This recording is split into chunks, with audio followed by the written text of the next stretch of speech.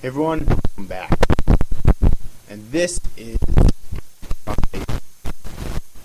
review of Beyond the Bounds, episode 11, Wind. Oh boy.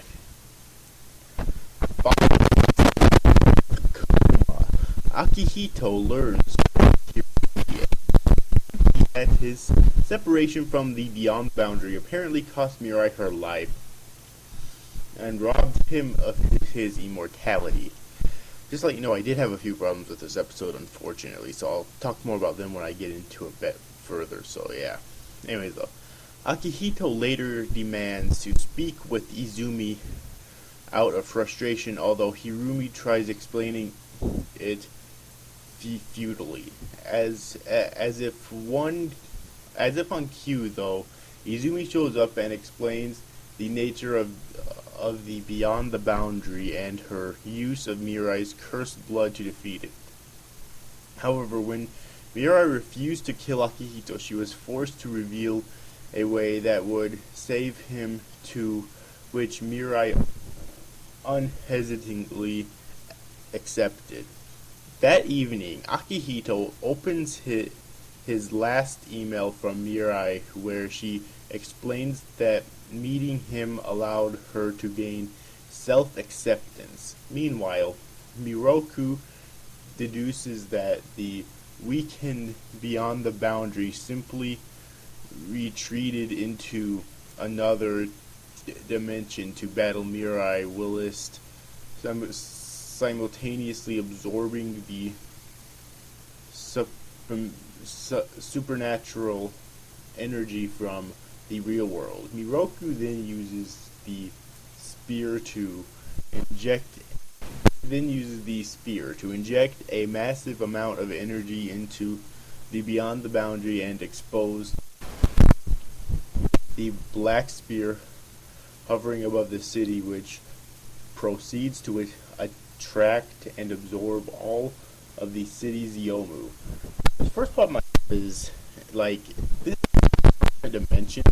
It was seen a few times in like other last couple episodes, but I still think it kind of came out of nowhere. I mean, I don't think they did a good job of explaining it at all. Alright, just saying.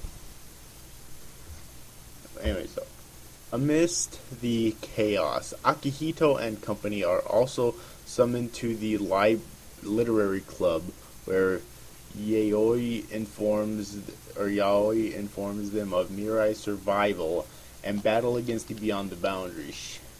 She then gives and it doesn't explain how she survived. She then gives Akihito the shard of the Beyond the Boundary stone, allowing him to regain a portion of its powers. Finally, despite Izumi's warning, Akihito manages to pass into a black spear by merging with Mirai's puppet version of himself, and catches Mirai during her destructive battle with the Beyond the Boundary. It also doesn't explain how Mirai returned to the real world either, as well as the Beyond the Boundary. So it was very good once again, but three complaints with it, as explanation really has to do with them not explaining enough. I was kind of confused with these, what is this alternate dimension? How did Mirai fucking survive after she was consumed by the Beyond the Boundary? And also, how the fuck did she and the Beyond the Boundary return to the real world? These are things I kind of would have liked them to explain, alright?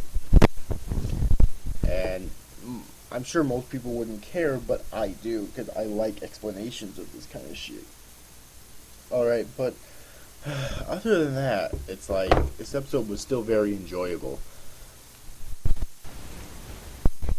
Alright, and I can't believe that we're heading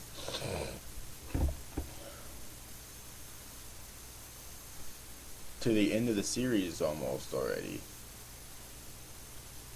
Like, there's only 2 episodes left after this, so Yeah, we're getting closer to the end of the series. Can you believe it?